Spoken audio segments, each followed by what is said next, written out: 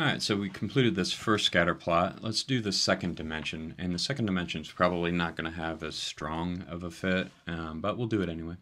So let's do Analyze, or actually do Graphs, Legacy Designs, go to Scatter Plot.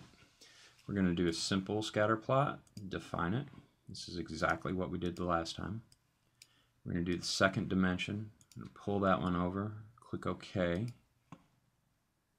And notice here there's just not much there at all. It doesn't really look like anything. It looks like it's going to have an insignificant result is what it looks like to me. Let's double click on this again. Let's go to chart size. Click off the maintain aspect ratio. Do 300 and 600 again. Apply that. Let's do these as, let's make those 10s. Let's make these as 10s.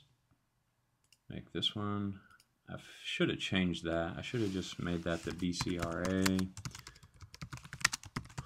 Should have done that whenever I set up the variable labels for all the rest of them. I don't know why I didn't think of that. This one is fine. Both of those are the right size. Let's double click these. We got them in size 10 already. All right, close that. Now let's change the markers on these. We used X's in the last one. Let's use plus signs and let's make them size 12. And apply that here. Let's run. Let's also do an element. Let's fit a line at total. Notice I'm going to see it's in a linear regression. We could do a mean, right? We could do a low S, a couple other things, but we're going to do a linear regression, so keep it in a linear regression. Click the attach label off, so that'll get rid of that linear regression result in the middle. And after that, I want to get rid of this R-square thing as well. The elements there, I want to go to Options, Hide Legend, and it'll get rid of that for us. Here, I'm going to change the scale. I'm going to scale that the same way I did the other one. So click all those off.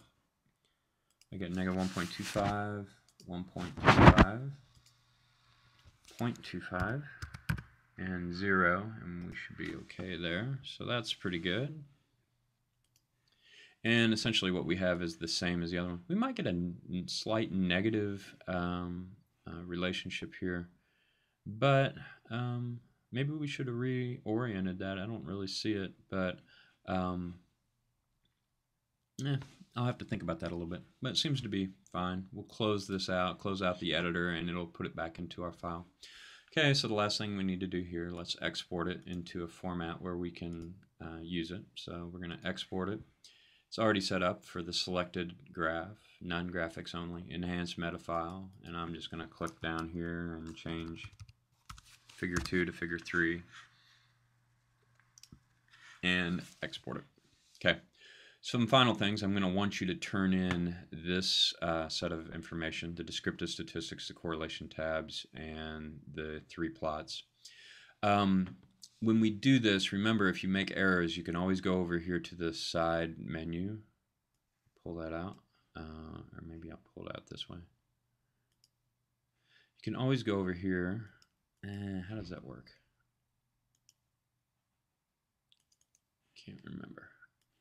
But in any event, if you make an error, you can always go over here and delete them, right? So say I didn't like that last chart or whatever it was, I would go down here to the scatter plots and I would just simply click on all of these, right? So I click on that one. And then I would go up here and edit and select delete.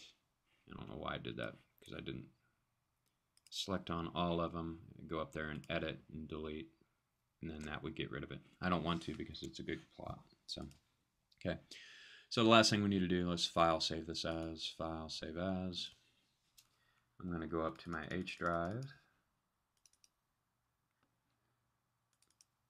Project 3, I'm going to save it as pols5013 project 3. And that is the end of the kind of stuff that we're going to be doing. You will actually take those images that are in the other one and insert it into the figures, but you guys already know how to do that. Okay, good. That completes our many exercises for this second project.